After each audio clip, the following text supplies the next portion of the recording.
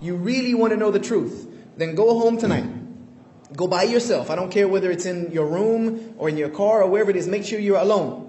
And say these words. Even if you don't really mean them right, or you don't really believe them right now. You don't believe there's a God. Just say these words and mean it. Say, Creator. If there is a Creator out there that created me, guide me to the truth. That's all you have to say. If there is a Creator who created me, guide me to the truth. What? I feel like this is kind of like brainwashing yourself 101. I mean, if you're going to be going into a room all by yourself and telling yourself there is a creator to show you the truth, I kind of feel like you're just trying to convince yourself that there is a creator that created everything. Well, today we're going to be taking a look at this free Quran education video where apparently they have the proof that God exists, and it seems to be brainwashing yourself into that idea. So if y'all want to fuck around and find out how to brainwash yourselves into thinking some ridiculous shit, then please stay tuned.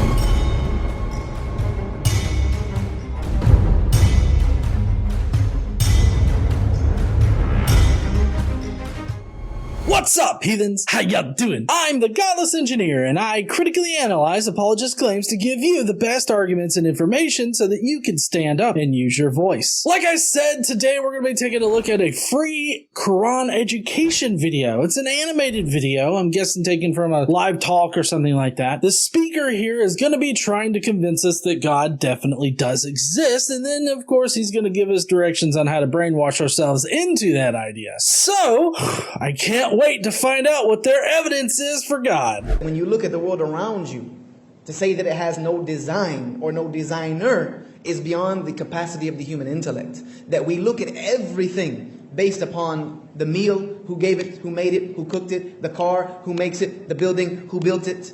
So the human mind, rather than using its intelligence that it thinks that it has to deny the Creator, is supposed to use that information to prove and to show itself that there is a design to this. Well, so this is just the basic ontological argument, right? An argument from design. He's trying to suggest that because all of these obviously man-made things need a designer, creator, or whatever, then obviously there has to be a designer or a creator for everything else that we see. This doesn't make a lot of sense to me because we have natural processes that describe to us without the intervention of God, like how the earth formed, or how the sun formed, how solar systems formed, why the water cycle works the way that it does, or why certain animals do the things that they do. We have natural explanations for these things, so therefore we don't need a supernatural one that includes this ambiguous deity in order to create all of these things. Now, the major difference between the objects that he brought up and the natural world is the fact that we have these natural explanations for them. We don't have a natural explanation as to how a cupcake could form on its own, or how a car can form on its own, or how a house builds itself. We don't have natural explanations for that. The natural explanation is just that a human did it, or some intelligent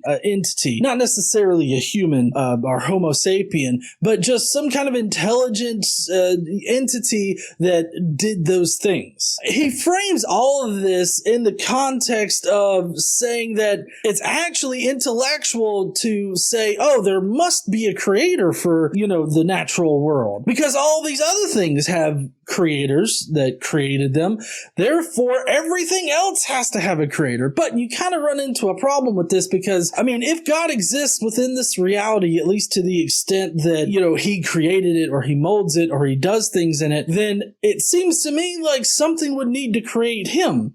So you end up having to specially plead for your deity, saying that, oh, he was never created. And I've actually got a video about that on the Godless Engineer Shorts channel if y'all want to go and check that out. But it just doesn't make a lot of sense to say that, oh, because this was designed by a creator, that means everything has to be designed by a creator. That's just fallacious as fuck thinking. That there is a design to this. Now, if somebody said, prove that there is a God, I'm telling you that you are the proof.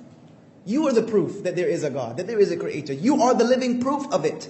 Everything that exists for the reason. And God says this in the Quran. In the Quran, Allah says, do you not look at what's around you? Do you not look inside of your own selves to realize that I exist? Is that not enough evidence for you? no, it's not enough evidence, because we can obviously be wrong in our subjective view of this reality. And we have been wrong plenty of times before in the past. In fact, every time we have proposed God as the solution or the explanation for any kind of natural phenomena, it's later been proven to not be God, but a natural process that controls all of that. And if we have a natural process, then we don't need a God. What apologists need to do is connect the natural world to God, somehow proving that the natural world couldn't operate unless God made it operate, or God is some kind of intricate part that allows everything to operate. But all we have are just blanket statements like he points out here in the Quran, which I will point out also exists in the Bible. So no, just looking around and saying, of course everything was created by a God, and that's the God of the Quran, is not evidence. That's the claim. You need to provide evidence. It's not my fault that apologists like this guy don't have good enough evidence to prove their claim. It kind of seems like that's a them problem.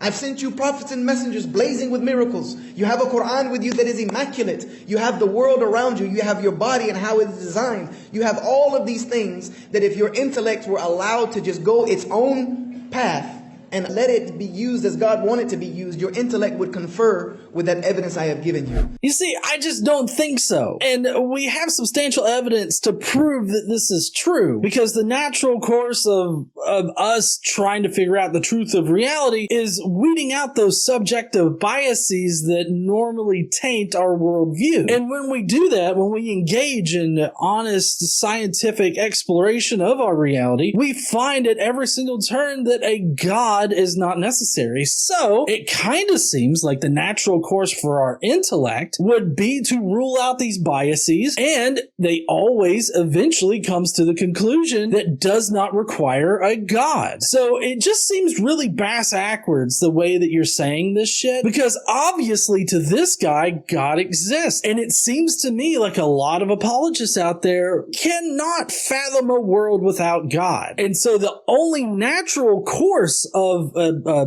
rational and reasonable mind for any apologist, but especially this guy in the video, is to come to the conclusion that a God exists. He's not actually proving anything here. He's not giving us evidence. He's just generally saying that we should naturally come to this conclusion without supporting it with evidence. The problem is when the human being gets enough intelligence that they think themselves superior to everything else. This is the problem. When we allow our intelligence to make us greater than our own design, and we start trying to manipulate the world and the ideas of how it became through our own understanding of it. Yeah, fuck science. Am I right, guys? Thank you, honey, for your undying support. So, yes, I do think that when we honestly investigate reality, we always come up with an explanation that does not include God. And that's not our fault. I just think that if a God were to exist, then he didn't have like a creator's hand in molding our universe or anything like that. If anything at all, he probably just started shit and let it go. But the point is that from this particular argument, you cannot prove that God exists, because you're just saying that, people should naturally come to this conclusion that God exists, and it's only because we're arrogant that we think that we can explain things without God. That just seems so ridiculous and irrational to me, because, as far as, let's just take the water cycle, for example. I'm not doing anything malicious to affect how the water cycle operates. The water cycle operates just how it operates, and it seems to operate without any kind of supernatural interference whatsoever. So it's not my fault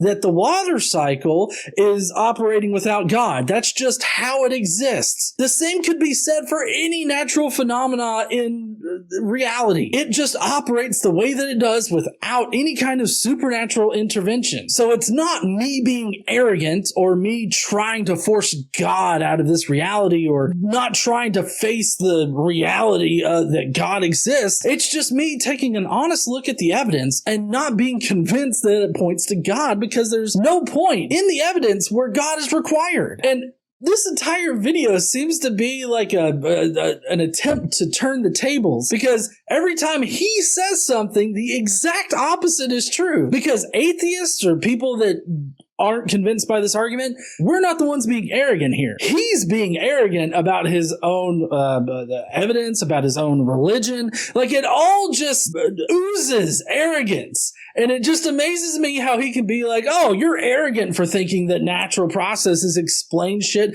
without God. And it's like, no, that's not me being arrogant. That's just me being honest.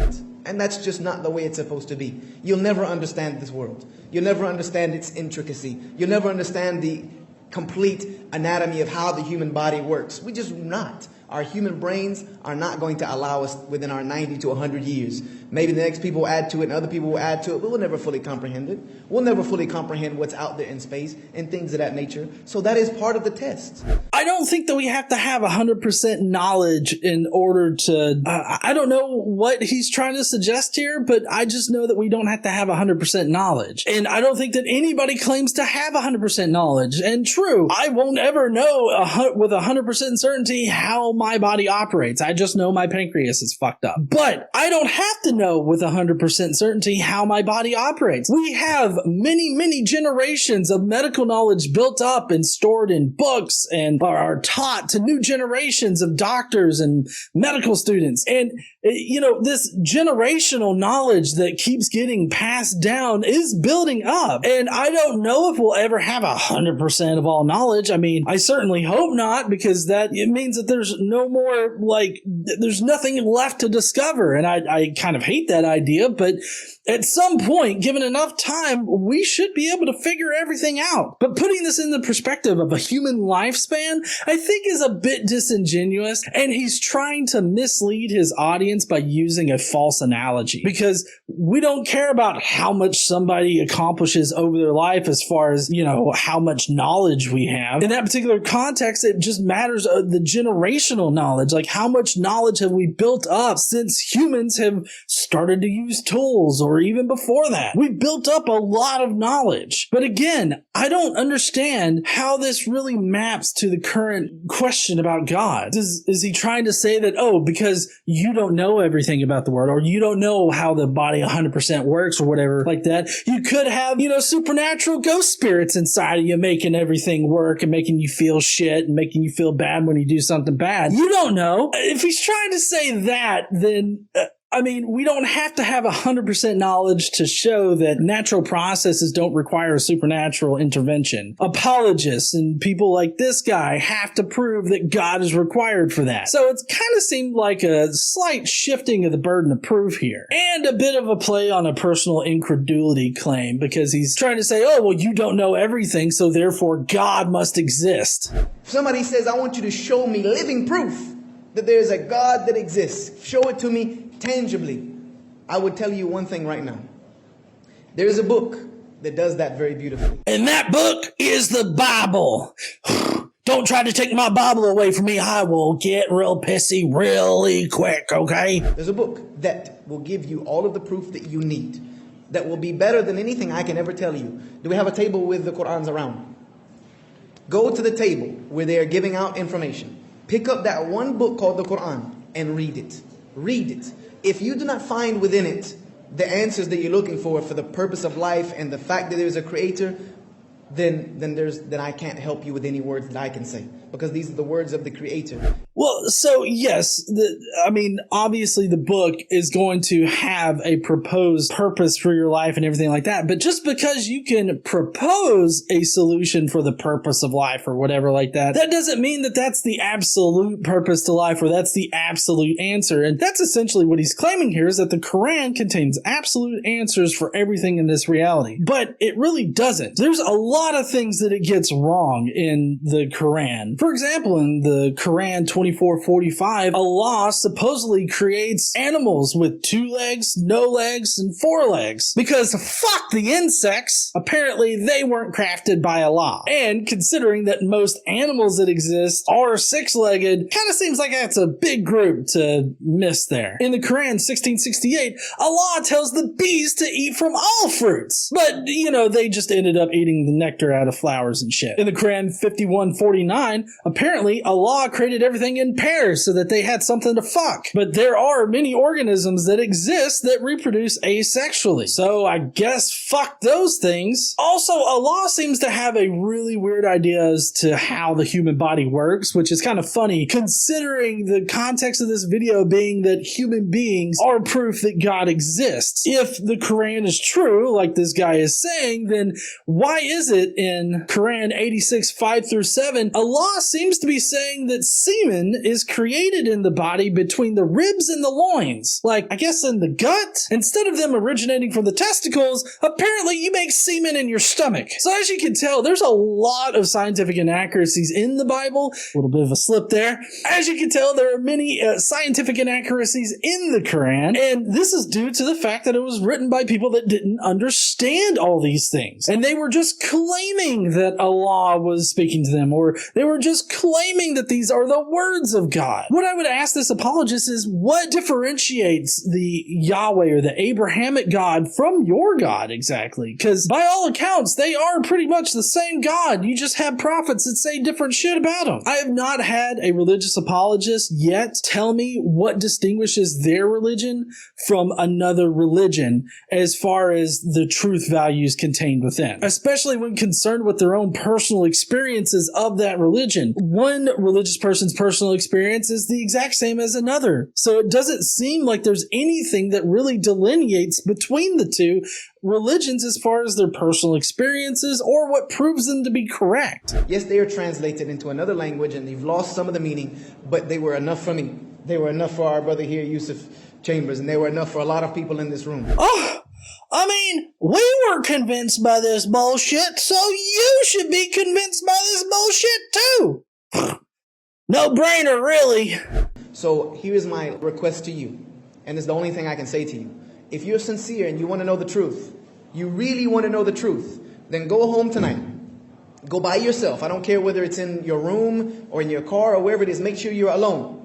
And say these words. Even if you don't really mean them right, or you don't really believe them right now. You don't believe there's a God. Just say these words and mean it. Say, Creator. If there is a Creator out there that created me, guide me to the truth. That's all you have to say.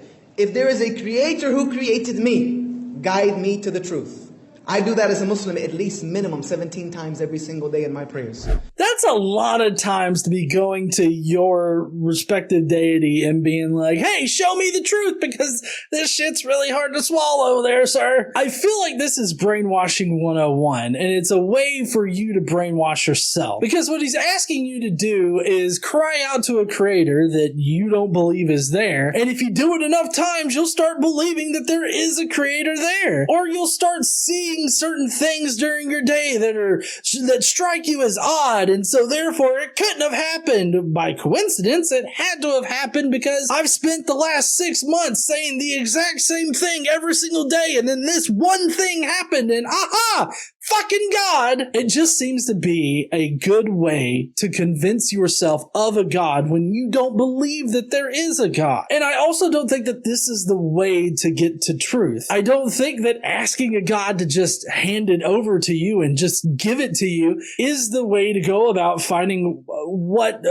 out what the truth of reality is. I feel like you've got to do hard work in order to get there. You got to do research. You got to look at, the scholarly papers. I don't think that you need to be an expert in every single facet of reality in order to come to a conclusion as to whether or not a God probably exists or not. I think that you just have to look at the evidence that's presented in either the philosophical arguments or in the actual evidence of reality. I think think that you can come to a reasonable conclusion. And if you just follow the evidence instead of expecting a deity to hand it over to you, then I think that you'll get closer to the truth of reality. But this is an ongoing effort. Like, there's no absolute truth as far as we know it or understand it. We have not attained that yet, and we probably never will. So I think that sitting there and chanting to yourself that, you know, the creator, show me the truth, I feel like that's a very religious thing to do. And if you want to brainwash yourself into believing in a creator when you just simply don't, then that's a good way to go about it. But I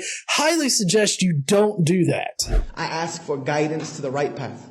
If you say that sincerely, and you're really sincere about it, and you're willing to follow that path wherever it may go, you will find the truth.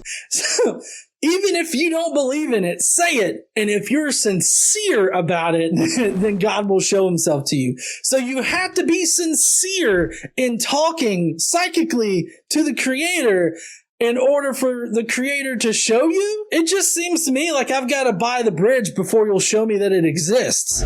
Because it says in the Quran that we guide those who will to walk upright. Whoever searches for our ways, we will guide them to our paths. So if you're sincere about that effort, go home and do that tonight. You won't be left wondering. You see, I just totally disagree with this, because if I am sincere in asking God for, evidence, and God will only provide that evidence until I am sincere, it just seems like I have to already believe in that God in order to get the evidence. And I feel like if God has a real tangible effect on this reality in some kind of way, whether he created this reality or whether he shapes this or actively shapes this reality while we reside in it, I feel like we should be able to test for that. We should be able to quantify that. And the fact that we can't seems to suggest that he probably doesn't do any of that. I won't go as far as to say that that proves that God doesn't exist, because I remain agnostic on the general idea of a deity. But for these creator deities, or these deities that seem to have active roles in our reality, I do not see the evidence that suggests that they do exist. So there's no reason to believe in one. So it just seems to me like this video, that's the end of the video, by the way, but it seems like this video is just saying, hey, stupid people don't believe in God. Don't be a stupid person. Let your mind naturally come to the conclusion that God exists, because obviously that's how my brain works. And hey, look, all of this evidence that we already have convinced me, so it should convince you. That's this video in a nutshell. I wasn't convinced by any of his arguments. I'm definitely not convinced by the ontological argument or the argument from design. That doesn't seem to be a real good argument in any kind of way. I don't know. I wanted to address more than just the ontological argument, so I'm glad that this video had a little bit more than that. But it's just, it's so crazy to me that these people try to brand irrationality as actually being rational. And it just kind of, it fucks me up a little bit. But anyways, I would love to hear what you heathens think down below. Let me know what you guys thought about his video, about his points in his video. Just let me know what you think down below in the comments. And hey, while you're down there, why don't you smash that like button and subscribe if you like this kind of content. Don't forget to stand up and use your voice. Bye, heathens.